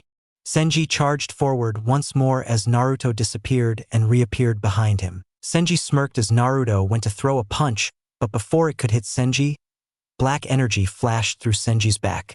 Naruto's fist connected and he immediately jumped back, sensing something was wrong. When Naruto looked at his hand, he saw the energy had managed to age his Kyuubi cloak for a split second. Senji looked at Naruto's stunned face and laughed. Did you really think you'd be safe in that chakra cloak? Don't be naive. Everything ages people. Animals, nature, even chakra ages. Nothing lasts forever. Naruto watched as the energy continued to spread down Senji's back like a virus. Even I'm no exception. Senji smiled at Naruto's confusion as he raised his black arm. Slowly, the energy faded from his hand, revealing a skeletal hand. Everyone was shocked when Senji curled his fingers as the energy enveloped his hand once more. What the hell are you doing to yourself? Naruto looked at Senji with a look of sadness as the man in front of him slowly began to die. I am doing whatever it takes to exterminate the Uzumaki clan. Senji brought his hand down and clenched it into a fist, causing a black blade of rippling energy to appear. And this sword shall be your executioner. Senji suddenly disappeared, surprising Naruto as the sword was thrown at his throat. Naruto barely managed to jump back as Senji continued his advance on Naruto, swinging his sword whenever he saw an opening. After Naruto managed to get away from Senji, his Kyuubi cloak only covered Naruto's left arm and waist.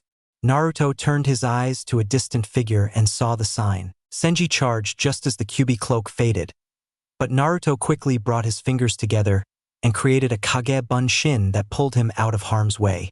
Naruto landed on the ground with a thud, but as he got up, Senji stomped on his back. Blood trickled from Naruto's mouth as he turned around to see the tip of Senji's black blade. Any final requests? Senji smiled as he lowered his sword, but that's when Naruto smiled. Yes, just one. Naruto clasped his hands in the tiger seal. Die! Senji's eyes widened as purplish tendrils wrapped around his body, pulling him away from Naruto and to the center of the area. Senji continued to struggle as he tried to age the tendrils that were slowly beginning to encase his body like a box that left his head and upper torso visible. But every time Senji felt one of the tendrils age, another quickly latched on. You can't walk away from this. Senji looked up with a look of pure hatred in his eyes as they slowly consumed him. What is this? Naruto smiled kindly at the tendrils. This is one of my latest FUINJUTSU, Naruto said as he held out his hand and it seemed to glow with purple energy. FUINJUTSU, Kurohitsuji, Sealing Art, Black Coffin.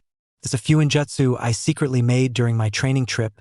It's a FUINJUTSU that can distort space and time. Once that box completely covers you, you won't be crushed into atoms, but by gravity. There are only two drawbacks to this.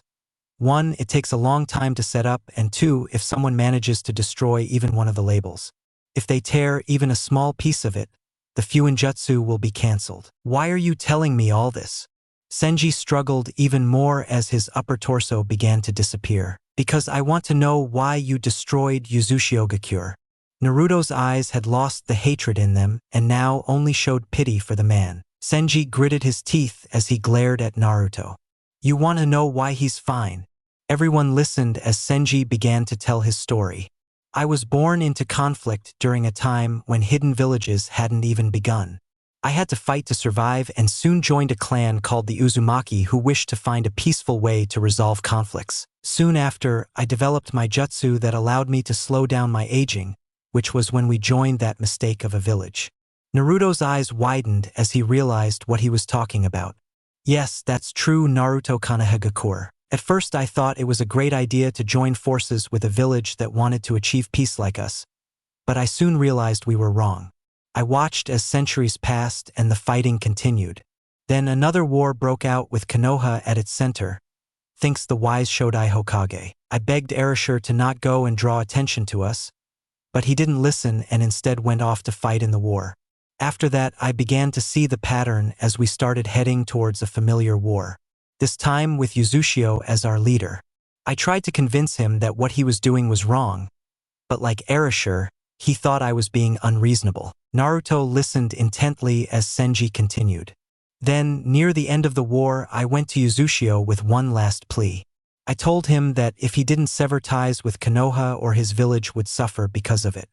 Uzushio then tried to have me thrown in jail, but I already had a plan in place. And what was that plan? Naruto saw that the purple energy had reached Senji's neck. What causes war? Senji stated as if he were asking a question. Differences. So my plan was to simply destroy the 5 great elemental villages and then make an empire with everyone under one banner. That was my plan, but to accomplish it I needed to amass forces. Something your arrival prevented me from doing. That's why I did what I did, Uzumaki, and would gladly do it again. Naruto shook his head as he looked at the man, still with pity in his eyes. I can't forgive what you did, Senji. I didn't come here to apologize. Senji struggled a little longer as the box grew appendages all over him. But I feel sorry for you. Everyone looked at Naruto, who placed his hand on a tiger seal.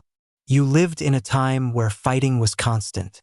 You learned to live by killing others to survive and protect those closest to you. Senji's eyes narrowed as Naruto continued.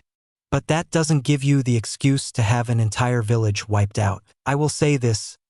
I also wish to have peace in this world of ours. I will find a way to make peace with all villages without destroying them.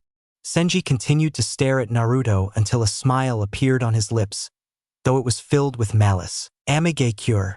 Naruto looked at Senji in confusion as he glared at him with an evil light in his eyes. You'll find Akatsuki's hideout in Amigakure. Why are you telling me this? Senji laughed a deep laugh that made everyone cringe. Because I see nothing to be gained by keeping it from them. Senji mocked Naruto, who smiled back. Don't you dare show me pity, boy. However, I want one thing from this.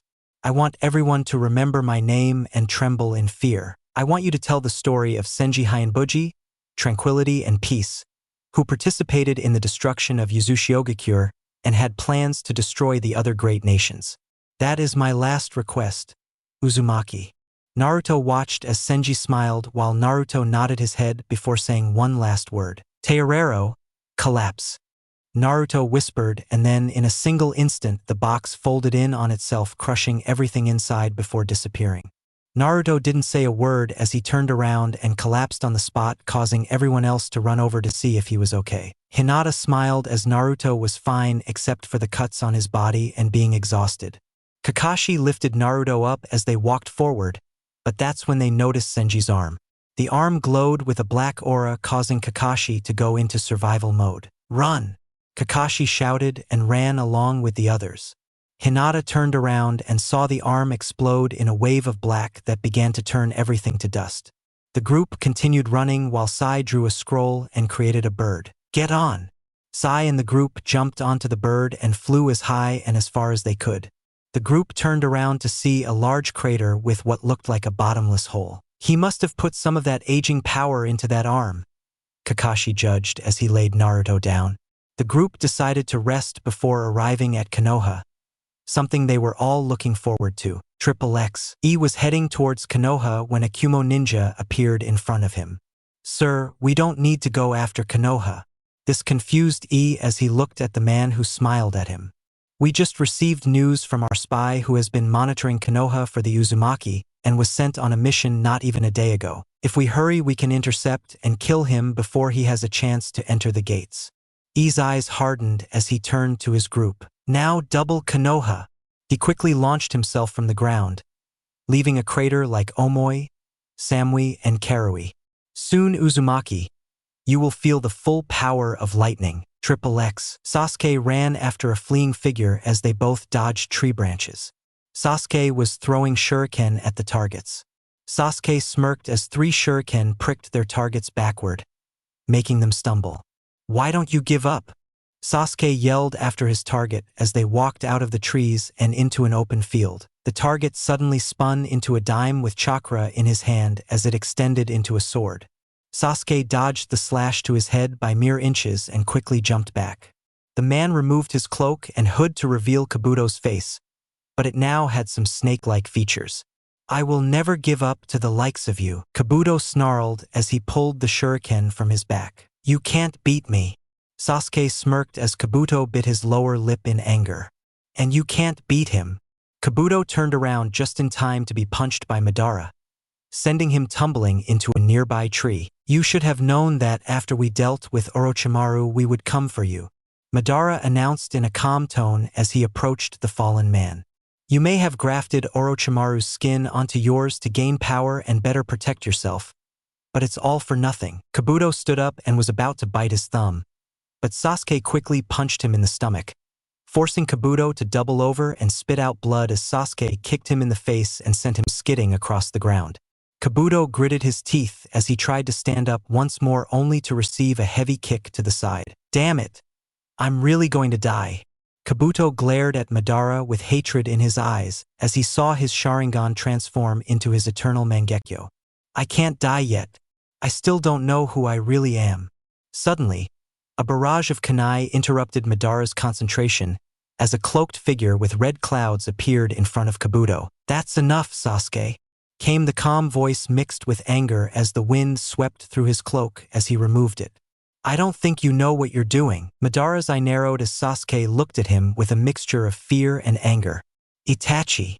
Itachi glared at his brother, anger reflected in his Sharingan eyes. You didn't think I'd notice, Madara.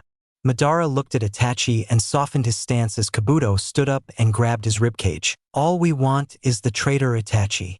Madara walked forward, but jumped back as a wall of flames came at him. I'm afraid I can't allow that to happen, Itachi announced, surprising his brother. And I'm afraid I can't allow my brother to follow you, Madara. Sasuke, come with me, or I'll beat the shit out of you with this revenge nonsense. Itachi's eyes hardened toward his brother as the wind continued to blow through the area. Kabuto studied the scene before him while trying to catch his breath. Why are you helping me? Itachi turned his head slightly so he could look at Kabuto with one eye. My reasons are my own, Itachi said as he turned to face Madara and Sasuke. Sasuke gritted his teeth before he could bear it no longer. Why are you getting in our way? Sasuke shouted, drawing Itachi's attention to his brother. Don't you see that after we take care of him, we can get revenge on Konoha? Why would I want to destroy my house? Itachi looked at the confused look on Sasuke's face. At home, you were forced to kill our family. Itachi quickly interrupted his brother. I wasn't forced, Itachi stated quite clearly. Sarutobi-sama gave me the choice of taking the mission or allowing someone else to carry it out. I took it because I knew it would be less likely to break out into a giant civil war if I did. But why? Sasuke couldn't believe what he was hearing while Itachi looked at Sasuke sadly. Because of what the Uchiha clan was planning. Itachi looked at Madara, who shrugged. But you didn't turn out the way I wanted you to. You were supposed to stay in Konoha and continue growing stronger, and then you would come find me and take my life to restore the honor of the Uchiha clan. Yet you continued down this path, and look where you are now. I have the power, that's where I'm from. Sasuke yelled in anger. I did all of this to kill you, but now I'm doing this to destroy Konoha. That's why Kabuto has to die this way. I'm one step closer to avenging our clan. Please, brother, help us destroy the village that made you become a traitor. Itachi simply shook his head and looked at his brother. Kabuto, run. Kabuto growled to show he was listening. Run far and run fast. What kind of trick is this? Kabuto stared at Itachi's back, but soon found him in the air with Itachi holding him by one hand. Do you want to die? Itachi growled as he kept his eyes focused on Madara and Sasuke. Then run and don't stop until you reach this area. There is someone who can help you a lot. Itachi passed Kabuto a small piece of paper, confusing him when Itachi threw it. Kabuto spun in the air and landed on the ground before taking off. Sasuke was about to run after him when Itachi stepped in his way. If you want Kabuto, you'll have to kill me first. Itachi looked emotionless at his brother, who seemed shocked. Madara, on the other hand, was having a conflict within his own mind. If I go after Kabuto, then Itachi will be alone with Sasuke. Madara gritted his teeth. But if I stay here, Kabuto will get away, and who knows how long it will take me to track him down again. Finally, Madara decided to stay, which made Itachi smile. I knew you would stay, Madara. Itachi glanced at Madara and saw his clenched fists. Now Sasuke, what will it be? Sasuke looked at Kabuto's fleeing form and tried to jump at Itachi, who tackled Sasuke out of the air and unceremoniously to the ground.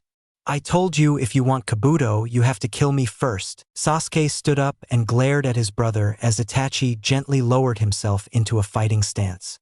Now comes Sasuke. Sasuke charged at Itachi, kunai drawn and Sharingan blazing. Itachi spun around as he grabbed Sasuke by the arm and swung him behind him, causing Sasuke to lose control of his sword, but he quickly spun in the air and landed on the ground, but Itachi was already holding a tiger seal. Katan. Gokakyu no Jutsu. Itachi spat out a giant fireball that began to scorch the ground as it traveled towards Sasuke. Sasuke wove together his hand signs as fast as he could, and before the fireball could touch him, he shot out a jet of fire that stopped it. The two Uchiha kept the flame burning, while Madara decided to sit back and watch the fight unfold. Soon, both Sasuke and Itachi stopped their jutsu and faced each other through the fire. "Why are you risking your life for that village?" Itachi didn't reply, but continued to stare at Sasuke with sadness reflected in his Sharingan eyes. Sasuke gritted his teeth and lunged at his brother, sending him tumbling back against a rock while Sasuke grabbed him by the neck. "Why aren't you answering me? Because if you have to ask a question like that, you don't deserve an answer," Itachi simply said as Sasuke's eyes narrowed. Sasuke went to throw a punch. Itachi grabbed it and twisted his wrist upwards, making Sasuke grunt at the pain that shot through his arm. "But I will say you won't lay a hand on Konoha Sasuke." Itachi tossed Sasuke to Madara, who ducked just as Sasuke sailed over him. "So, you're willing to kill your own brother to prevent him from destroying Konoha?" Madara watched as Itachi had a conflicted look on his face. Then Itachi remembered what Naruto said during his brief fight with him using a substitute. Madara frowned as Itachi's face seemed to relax, and he did something he didn't do much of. He smiled. "I know I won't live past today, but at least I can make sure Kabuto reaches his destination." Suddenly, Itachi staggered forward as he began to cough up blood. "But that doesn't mean I'm going to be easy on you too." Itachi opened his eyes and Madara watched as his Manjikyu roared to life. Amaterasu, lighting up the sky. Black flames flared to life as they were sent towards the two Uchiha, causing them both to scatter. Itachi kept his gaze on Madara, knowing he was the bigger threat, but wasn't naive enough to let Sasuke get away from him. Suddenly, Itachi ducked as Sasuke came sailing over him with a Chidori. Sasuke's eyes widened as Itachi glared at him angrily. How did he know? Itachi then did the one thing he promised he'd never do. He grabbed Sasuke by the back of his neck as he walked by and slammed him headfirst into the ground. Sasuke grunted in pain and looked up just in time to see Itachi staring at him. Itachi then muttered a word that made Madara sweat. "Tsukuyami, Moon Reader." Itachi turned his attention to Madara, while Sasuke's eyes looked at them with a distant feeling. "Now it's just you and me." Madara smiled under his mask while Itachi drew a kunai. "How cruel to put your own brother under that genjutsu." Itachi's grip tightened as he listened to Madara. "I can see why you'd want to end this fight soon, Itachi, given your condition." Itachi charged at Madara, who stood his ground as Itachi swung his sword, but it pierced Madara. "Why are you trying to attack me, brother?" When Madara turned around, Itachi had his face level with Madara's. "Tsukuyo desh." Itachi broke eye contact as a katana sliced through the air in front of his face. Itachi jumped back as the attacker was revealed to be a weary Sasuke. "What the hell?" Sasuke grinned at his brother, excitement in his eyes. "I've grown stronger, brother, and so have my eyes." Sasuke began to channel his lightning chakra into his sword as Itachi brought his kunai, but suddenly Itachi grabbed his left eye as his vision began to darken and pain began to emanate from it. Sasuke watched as his brother began to shake his head, trying to get rid of the pain. "Damn, Kabuto's still not far enough." Itachi looked in the direction Kabuto was going, but when he looked back he saw Sasuke with his fingers together in a tiger seal. "Katan, Goryuka no Jutsu, Fire Release, Great Dragon's Fire Technique." Sasuke then spat out a dragon-shaped fireball from his mouth, but it wasn't aimed at Itachi. Instead, Sasuke shot it into the sky. Itachi watched as the fire faded into the sky, followed by dark clouds forming and then rain. Itachi looked over to Sasuke to see him with his hand engulfed in lightning. "I'll give you one last chance for Itachi to join us. Together we can crush Konoha into dust and usher in a new era of the Uchiha clan. You may have gotten stronger, but you're still my little brother." Sasuke narrowed his eyes as a giant, lightning-like dragon shot out of the sky. "I'll never help Madara destroy our village. So my answer is no, Sasuke." "Good. Then you can disappear into the thunder. Sasuke raised his arm up and swung it down. Kirin. The dragon disappeared into the sky only to attack Itachi in the blink of an eye. The ground shook with the force of the explosion and Madara carried Sasuke away to survive the blast. Sasuke stared at the crater with a mix of sadness and rage, but that was when a giant skeletal arm appeared from the dust and went to grab them both. Madara grabbed Sasuke and jumped out of the giant arm's reach. When the dust cleared, the two saw Itachi, but what charged at them was the giant skeletal figure behind him, Susanoo. He with the ability to help by all means. Madara grunted much to Sasuke's confusion as the giant began to grow muscles and armor. Then, his left arm was suddenly encased in a shield of some sort, while his right arm carried a sake flask with a sword protruding from it. Yada no Kagami, 8-handed mirror. Tatsuka no Tsurugi, 10-handed longsword. I didn't know you had those two weapons at your disposal, Itachi. Itachi continued to stare at Madara with expressionless eyes as they began to bleed slightly. There are many things you don't know about me, Madara, Itachi said clearly as he walked forward with the giant following above him. I will not hold back, Madara.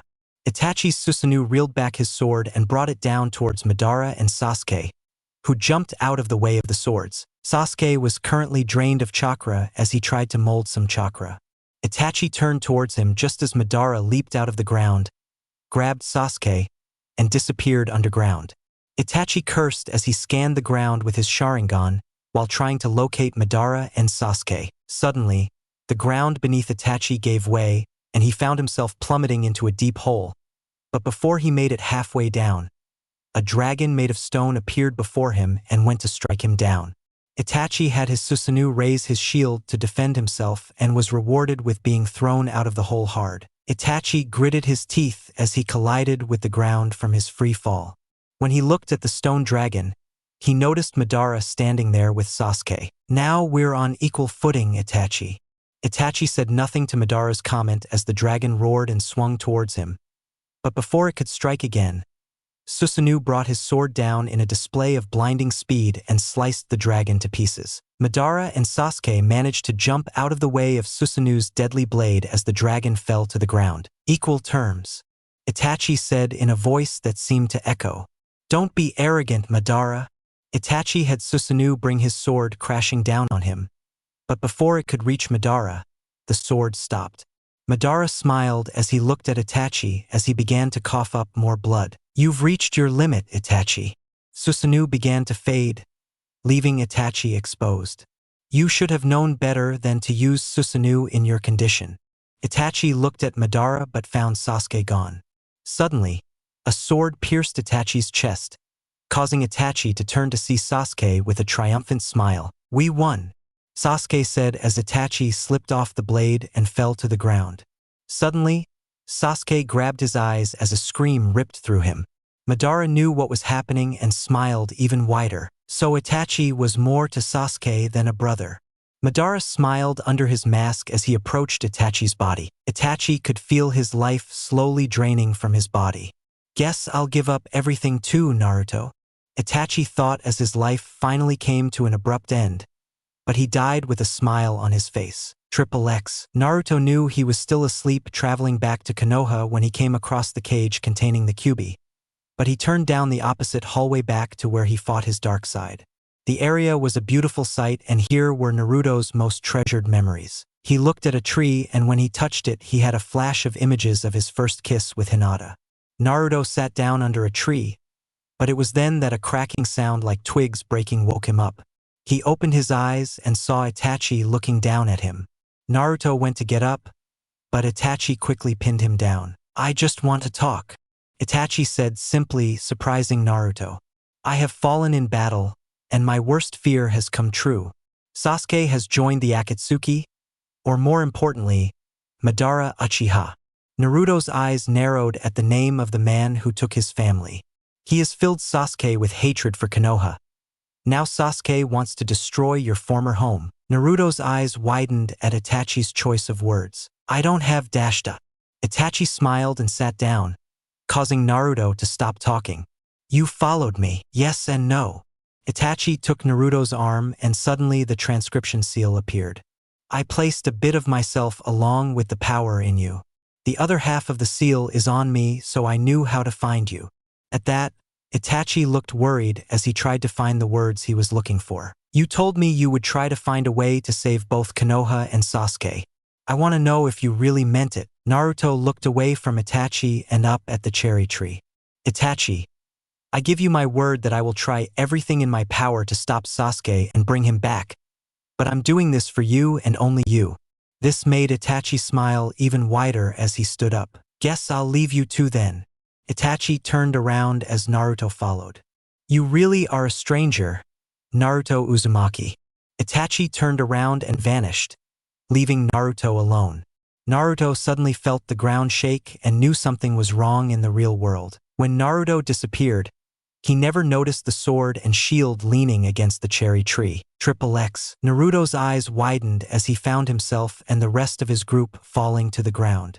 What happened? Naruto exclaimed as he bowed. Something hit us. Just you wait. Sai yelled as he grabbed the bird as they headed towards the ground. Naruto watched as the ground got closer and closer. Naruto closed his eyes as he placed some of his chakra into the seals on his gauntlet. The group slammed into the ground with enough force to tear away some of the earth around them. When they all opened their eyes, they saw that they were encased in a glowing blue dome. They all looked around trying to see what erected the barrier and saw Naruto standing with strands of chakra attached to the dome. Is everyone okay? Naruto asked through a tense voice as he released the barrier. Everyone nodded, except for Sai, who was knocked unconscious by the impact. Kakashi walked over and examined the missing wing with his Sharingan only to step back and look at Naruto. Naruto, you said Senji instigated the death of your clan and Uchiha.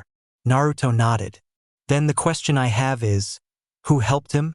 Naruto's eyes widened as he remembered the ninja who helped Senji. Kumoga. Everyone stared in shock as Kakashi gritted his teeth in anger. Why, what's wrong? This wing was severed by a Raitun jutsu. Naruto immediately began scanning the area for any sign of a Kumo ninja, but couldn't see anything. We need to get moving now. Everyone could hear the urgency in Kakashi's voice as they followed him. They ran through the forest while trying to get to Konoha before anything happened, but that was when they all heard the voice. So you're the Uzumaki. The group stopped as they all looked at the four-man team that was from Kumo. Kakashi's eyes widened as he recognized one of the group members. The Raikage. Kakashi spoke with disbelief in her words. We have to move now. He gave a cruel smile to Kakashi, who looked back at him. I'm sorry, but I can't allow you to do that, he said with anger in his words. You see, Uzumaki killed someone from my village, someone who is of great importance to us. I've never been to Kumogakure before, Naruto shouted, causing the Kumo group to look at him. And I know for a fact that I've never hurt, let alone killed, a Kumo ninja. Don't you dare lie to me, he shouted, causing a nearby flock of birds to take to the sky. He then pulled out the cloth they found near Yujito's blood. If your claim is true, why did we find this next to her blood? Naruto grabbed the cloth as it was thrown to him and saw the Uchiha symbol. I don't know how Naruto ducked under the Raikage's forearm with only an inch to spare. Naruto glared at E with a slight tinge of anger in his eyes as he delivered a swift kick to E in the ribs, sending him into a tree. But he suddenly disappeared in a burst of lightning, shocking everyone. Calm down, Raikage. I don't want to fight you. He gritted his teeth as the group tightened around Naruto. I don't know how this came to be, but I assure you I never hurt your ninja. I knew you'd say that now that you see the repercussions your actions have earned you. Naruto shook his head as he charged his body with her lightning chakra. But hiding behind your friends won't save you from me. Naruto closed his eyes as E disappeared and reappeared above Naruto with a downward punch. Kakashi and the rest of the Konoha force were about to knock Naruto out of the way but were forced to move from a barrage of kunai. E brought his fist down just as Naruto opened his eyes in a flash of orange. The ground shook with the force of the blow as Hinata watched with concern in her eyes. But this didn't go unnoticed by Samui. Samui, Omoi, and Karui stood in front of the Konoha force with their weapons drawn, but a blur caught their attention, as E was thrown into several trees until he finally came to a stop upon colliding with a rock. Omoi turned around to see Naruto with his right arm and legs up to his waist covered in chakra. This is like Karabi-sama's Jinchuriki form, but stronger. Omoi thought in dread. You can't possibly have a bijou. Naruto smiled at the Kumo ninja somewhat sadly. Which one do you have? Naruto thought about it, but smiled even wider as he gave them a riddle. Let's just say I've taken the nickname Nanimu of Fukusu. Naruto released the Kyuubi's chakra and nearly collapsed from the strain it was putting on his body. I can't keep this up much longer. Suddenly laughter caught their full attention. So your name is Nanimu of Fukusu. He stepped out of the ruined trees with a sneer. And judging by the power you just displayed, I'd say you're the Jinchuriki of Kyuubi no Kitsune. Samui and Karui turned to face Naruto with their weapons drawn, but Omoi began playing out different scenarios in his head as to how this could go wrong. Guess I can't take it easy on myself. Samui then thought of an idea that made her smile as she leapt towards E. She began to whisper in his eyes as E's eyes seemed to glisten with malice at the idea as he glared at Naruto. Kakashi suddenly made his move and with a Raikiri ready charged at Omoi as she looked up just in time to bring her sword up. Kakashi never made it in time as he mercilessly took a blow to the side from E. Kakashi! Naruto shouted, but was forced to jump when the blade of a sword nearly cut him in two. Naruto looked to see who owned the sword and saw Karui holding it with a smile on her face. This is bad, Shikamaru thought as he tried to come up with a plan. None of us are in any condition to fight the Raikage, especially after he just threw Kakashi out next week. Shikamaru turned to see Kakashi still moving, but in bad shape with a giant fist-shaped hole in his side. Shikamaru then looked at the rest of the group to see Choji preparing his hands while Ino stood by Kakashi trying to stop the bleeding. Hinata, on the other hand, looked ready to leave as she nodded to Shikamaru. Shikamaru looked over at Choji just as Naruto was forced into a tree by the force of Karui's sword swing. Naruto was about to move when Omoi appeared behind him. Kumo Ryu Mikazuki Kiri, Cloud-style crescent moon beheading. Naruto ducked just in time to avoid being sliced in two as he drew his staff. Naruto spun around and blocked the sword with his staff, but that's when both Samui and Karui brought their weapons down at Naruto. Naruto turned to see the tips of the swords, but before they could reach him, Hinata jumped in between them with her Byakugan burning with chakra intertwined in her hands. She raised her hands and the swords stopped in their tracks. Samui sneered at Hinata, who smiled back as a shadow fell over her. Samui and Karui looked up to see Choji with his arms and hands bigger than tree trunks as he swung both of his fists down to crush them, but the two dodged just before Choji could connect with them. Naruto pushed Omoi back with what little strength he had left and watched as he left and joined the Raikage and other members of his team. Naruto stabbed his staff into the ground to try and stop himself from falling while he smirked at Naruto's weakened state. It would seem you're still able to stand. He then disappeared and reappeared right in front of Naruto. But only barely.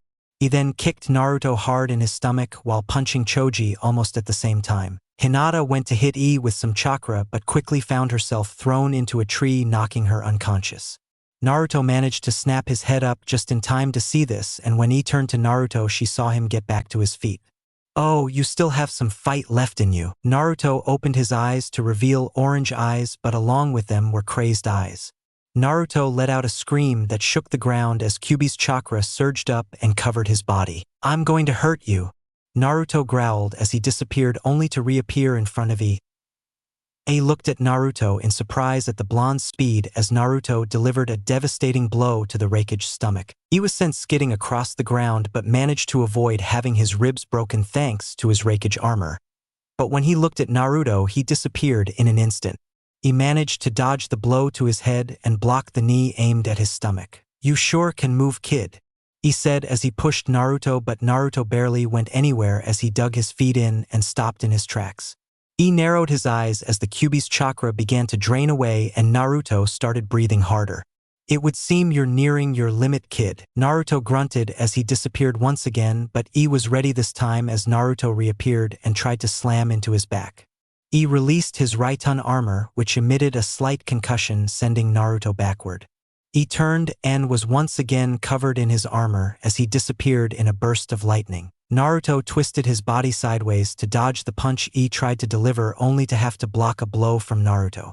Naruto and E landed on the ground and glared at each other, but that was when the Kyuubi's chakra disappeared, leaving Naruto completely weakened. He smirked as he threw Naruto into a tree, splitting it in two and causing Naruto to cough up blood.